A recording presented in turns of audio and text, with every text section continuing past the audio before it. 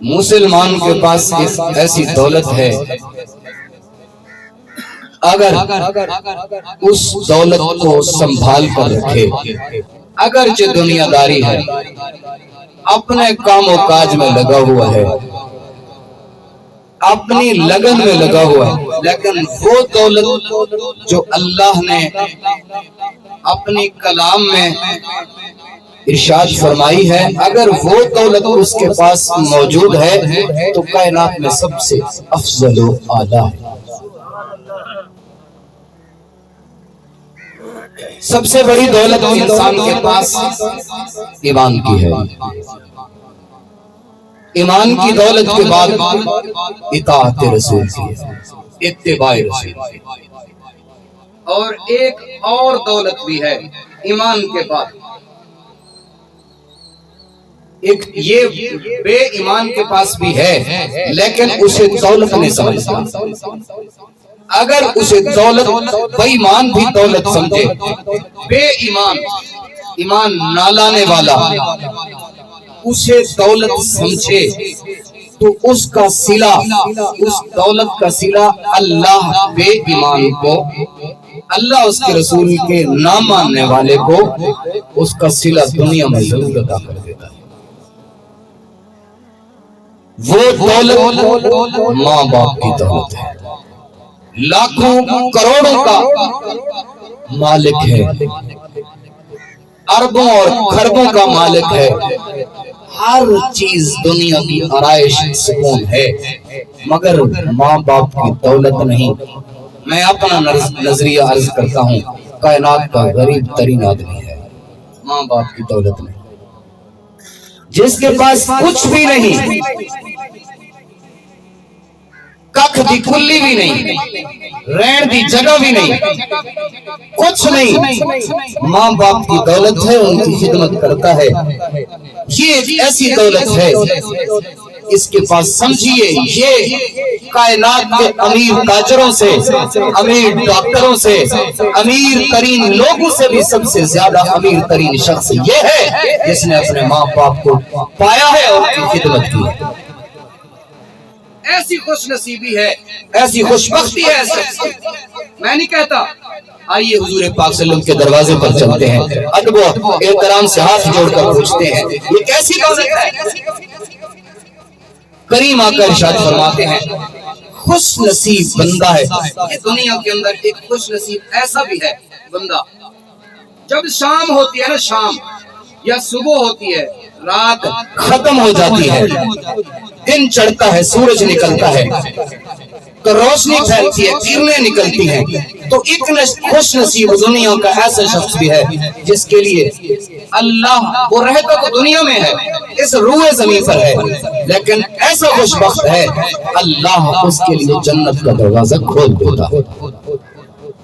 اللہ اس کے لیے جنت کا دروازہ کھول دیتا ہے۔ وہ کون خوش بخت ہے؟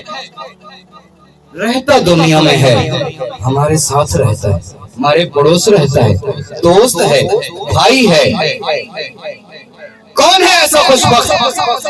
اس فرش پر رہنے والا، اس روئے زمین پر رہنے والا جس کے لیے آسمان پر، جنت دنیا میں نہیں ہے، زمین پر نہیں ہے۔ اللہ کا قرآن بتاتا ہے عند سدرۃ المنتہا عندہا جنت المأویٰ، جنت آسمان سدرۃ المنتہا کے اوپر جنت ہے، اس سے آگے جنت کا نظام ہے، وہاں جنت ہے۔ تو میرا کریم رب جنت بتاتے آسمان پر، لیکن یہ کون خوش بخت ہے جو رہتا تو اس روئے زمین پر ہے، جس کی دنیا میں حیثیت بھی نہیں ہے، جس کی فقط بھی نہیں ہے، جسے پڑوسی بھی نہیں مانتے، جسے دوست احباب بھی نہیں مانتے، لیکن اس کی خوش بختی ایسی ہے، اس کی خوش نصیبی اتنی ہے، وہ اللہ کے ہاں اتنا مقبول ہے، وہ اللہ کے حضور کے ہاں اتنا مقبول ہے، اللہ اسے اتنا پسند کرتا ہے، اللہ کے محبوب اسے اتنا پیار کرتے ہیں کہ اللہ اس کے لیے جنت کا دروازہ کھول دے۔ صبح ہوتی ہے، شام ہوتی ہے، اس کے لیے جنت کا ایک ایک دروازہ کھل جاتا ہے۔ وہ کون خوش نصیب ہے؟ آئیے در رسول پہ چلتے ہیں، آقا حضور سے پوچھتے ہیں یا رسول اللہ یہ کون خوش بخت ہے، یہ کون خوش نصیب ہے جو رہتا تو 31 میں ہے، جو رہتا تو 43 میں ہے، جو رہتا تو 30 چک میں ہے، یا چوک میں رہتا ہے، یا کہیں بھی رہتا ہے روئے زمین پر ہمارے ساتھ رہتا ہے، پڑوسی ہے، بھائی ہے، دوست ہے، کوئی بھی ہے۔ یا رسول اللہ وہ کون سا خوش بخت ہے جس کے لیے آسمان کے اوپر جنت کے دروازے کھلتے ہیں؟ میرے کریم آقا ارشاد فرماتے ہیں یہ وہ خوش نصیب ہے جس کی ماں یا باپ دنیا میں زندہ ہیں اور وہ اس کی خدمت کرتے ہیں، اور ماں باپ اس پر،